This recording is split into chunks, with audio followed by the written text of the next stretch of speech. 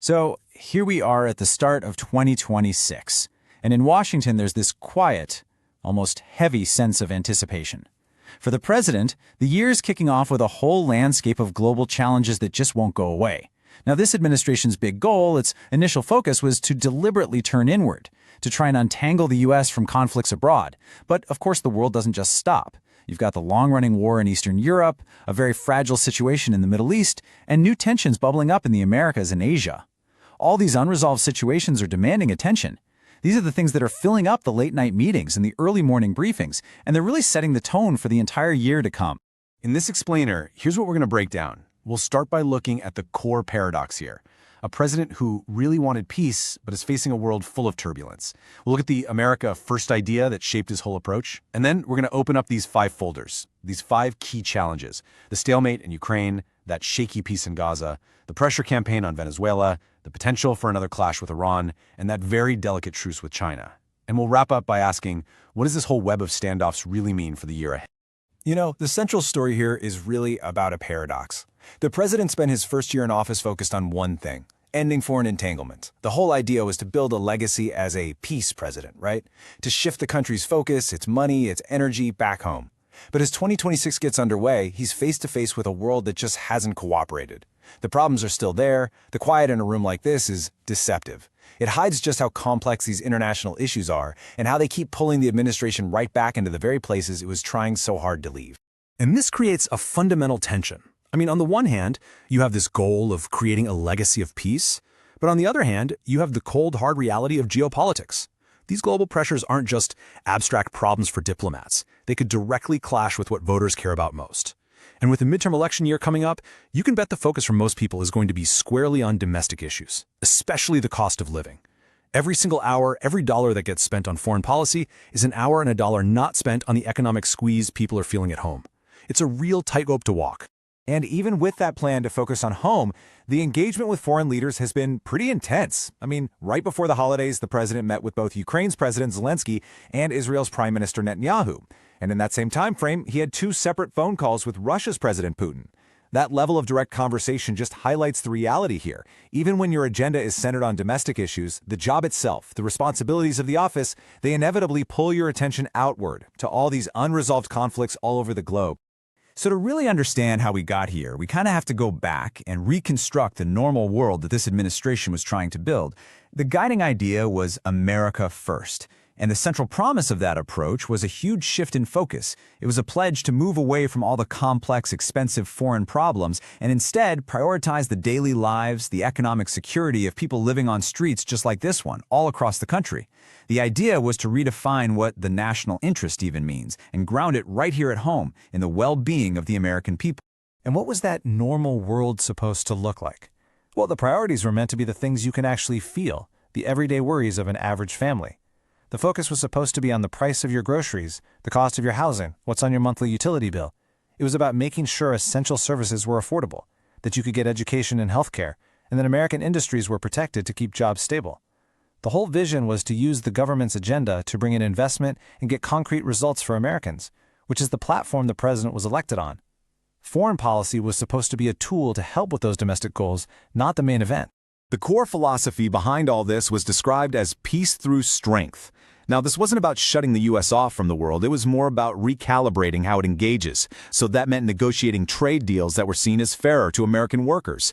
It meant pushing allies, especially in NATO, to pay their fair share for defense, to share more of that security burden. And it meant taking direct action against threats like international drug trafficking. The whole point of all these actions, including the stated goal of ending 8 foreign wars, was to create a more stable world in a way that directly helped America, allowing the nation to focus its energy and its money on its own prosperity. So these problems, these 5 folders on the desk, they weren't sudden then. No, not at all. These are long-standing issues that have been evolving for years. The administration's approach, it changed how the U.S. was involved, for sure, but the conflicts themselves, the tensions under the surface, they kept developing, and they've led us to the complex standoffs we're seeing today. They didn't just pop up overnight. They just reached a point where they couldn't be ignored anymore. All right, so let's dig into each of these 5 unresolved files one by one. Each one represents a different kind of standoff, a really unique challenge to this administration's worldview. We're going to start in Eastern Europe with a conflict that has just defied every attempt at a resolution for years now. The conflict in Ukraine, it's about to enter its 5th year this February, and there is still no clear way out. The president has tried to get both President Putin and President Zelensky to the negotiating table, but so far, those efforts just haven't worked. Russia is still launching missile and drone attacks, and it's refusing to even agree to a ceasefire until a full peace agreement is signed. What's the main thing stopping an agreement? Well, the gap between them is just huge. Russia is holding a really maximalist position. Its demands include Ukraine promising to never join NATO, accepting limits on its military, and handing over full control of the entire Donbass region. And for Kyiv, those terms are just impossible to accept. The Donbass is the central issue. President Zelensky has proposed turning the 15% of the region still under Ukrainian control into a demilitarized free economic zone, but Moscow flatly rejected it. See, without that territory, Russia would have a direct path to Ukraine's main defensive lines. From Kyiv's point of view, there's just no guarantee that a future Russian attack would stop there. Okay, now let's shift over to the Middle East.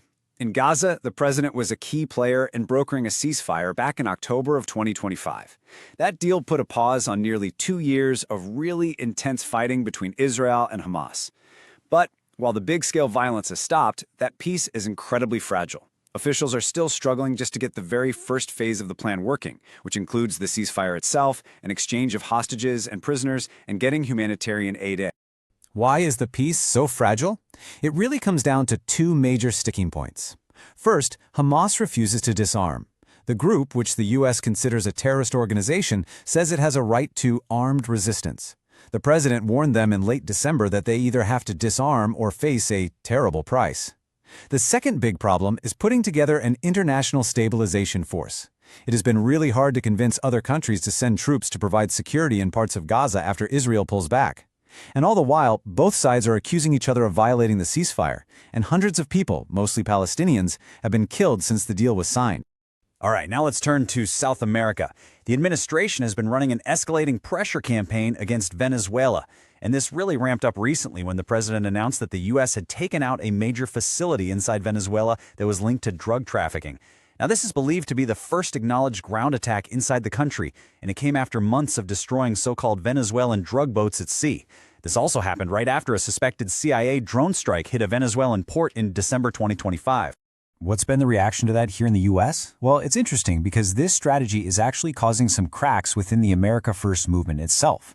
Some of the more anti-interventionist voices have warned that trying to force out Venezuelan President Nicolas Maduro could just destabilize the whole region and drag the U.S. into a long conflict, and the public seems to feel the same way. A recent Quinnipiac poll found that a majority of Americans, 63%, are against military action inside Venezuela. But still, the pressure campaign is ongoing, with asset freezes and the seizure of a Venezuelan oil tanker just this past December. Now, for the fourth file, Iran. Back in June of 2025, the U.S. and Israel conducted joint strikes against Iranian nuclear facilities. After about 12 days of hostilities, which included a U.S. airstrike with bunker-busting bombs, the president declared that Iran's nuclear program had been totally and completely destroyed. He then pushed both Israel and Iran to stop the fighting. And for a while, it seemed like that issue had been contained. But could that conflict start up again? That is the big fear right now. There are growing concerns that Iran might be secretly rebuilding its program, and that raises the possibility of a whole new round of conflict that would once again pull Washington in. The president has been clear, warning that if Iran restores its nuclear program, the U.S. will deliver a very strong blow. He also hinted that Washington would support Israeli strikes on Iran's ballistic missile program. And this, too, is causing some controversy among the president's own supporters, who want to limit America's role in the Middle East. And finally, let's look at the relationship with China. Tensions there have actually cooled down a bit in recent months. That's mostly because of a 1-year trade truce that the president and Chinese President Xi Jinping agreed to back in October of 2025. The deal put a pause on a long and pretty damaging trade war, and it's created a period of relative calm in the economic relationship between the two superpowers. Is that truce considered stable? It's facing some significant risks. People in Congress are pretty skeptical about whether China will actually follow through on its promises, which include things like stopping the supply of chemicals used to make fentanyl and buying certain amounts of U.S. farm products. Other big issues are still just sitting there, unresolved, like a stalled deal on rare earth minerals. But really, beyond all the trade stuff, the biggest, most persistent challenge is Taiwan. Beijing is worried about a potential major U.S. arms sale to the island. And just in late December, China ran military drills around Taiwan, calling them a deterrent and a warning to outside forces. So when you step back and look at the whole picture, the crucial point is this. The America First approach hasn't led to some simple disengagement from the world, not at all. Instead, it's led to a series of really complex, unresolved standoffs. In each one of these 5 key areas, the United States is still deeply involved, not as a fighter in a long war, but as a central player in a very tense and fragile balance of power. The goal was to step back, but the reality is being pulled right back. And the reason everything feels so on edge is that each of these files represents a delicate balance that could be shattered at any moment. The ceasefire in Gaza could collapse tomorrow. The diplomatic stalemate over Ukraine could explode back into full-scale war. The pressure on Venezuela could destabilize the whole region. And the standoffs with Iran and China, they're based on temporary truces and red lines that could easily be crossed. Any one of these situations could flare up into a much larger conflict, one that would demand a more direct, more costly American response, pulling the administration fully into the exact kind of entanglements it so badly wanted to avoid. So, as a new day begins, the president's legacy is still very much being written. The intention was for it to be one of peace, of focusing on home. But it looks like it's going to be defined by how these huge, ongoing global challenges are handled. The year 2026 won't just be shaped by policies made in Washington, but by the fragile situations playing out in Ukraine, in Gaza, Venezuela, Iran, and the Taiwan Strait.